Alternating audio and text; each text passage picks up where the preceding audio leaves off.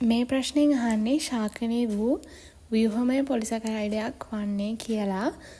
ශාකනීය වූ ව්‍යුහමය පොලිසැකරයිඩයක් බලන්න නම් පොලිසැකරයිඩ කෘත්‍යමය ආකාරයෙන්ොත් හැදිලා තියෙන ආකාරය අනුවෙනුත් කොටස් දෙකකට බෙදෙනවා. කෘත්‍යමය ආකාර කොටස් දෙක තමයි සංචිත මේ පොලිසැකරයිඩයි ව්‍යුහමය පොලිසැකරයිඩයි.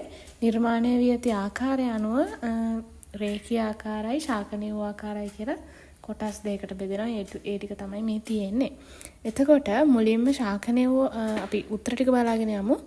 මුලින්ම පළවෙනි එකට තියෙන්නේ ග්ලයිකෝජන් කියලා. ග්ලයිකෝජන් ගන්න බෑ. මොකද ග්ලයිකෝජන් සංචිත පොලිසැකරයිඩයක් ව්‍යුහමය එකක් නෙවෙයි. ඊට පස්සේ තියෙන සෙලියුලෝස්. සෙලියුලෝස් නම් ව්‍යුහමය පොලිසැකරයිඩයක් තමයි. හැබැයි එයා ශාකනීය වෙලා නැහැ. ශාකනීය නොවූ යටට තමයි අයිති වෙන්නේ. ඒ කියන්නේ රේඛීය ආකාරවලට. ඒ නිසා ඒකත් වැරදි. තුන්වෙනි එක හෙමිසෙලියුලෝස්.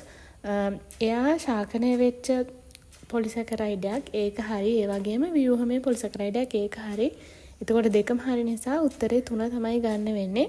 4 5 තියෙන්නේ ඇමයිලෝපෙක්ටිනුයි ඇමයිලෝස්ලුයි. ඔයගොල්ලෝ දන්නවා මේ පිෂ්ඨයේ ආකාර දෙක තමයි ඇමයිලෝස් ඇමයිලෝපෙක්ටින් කියන්නේ. එතකොට ඒ දෙකන් පිෂ්ඨය නිසා මේ සංචිත පොලිසැකරයිඩ් වලට අයිති වෙන්නේ ව්‍යුහම එකක් නෙවෙයි. ඒ නිසා මේකට උත්තරේ 3. මේක ලේසියෙන් ගන්න පුළුවන්. මෙහෙම chart දෙකක් විදිහට මතක තියාගන්න.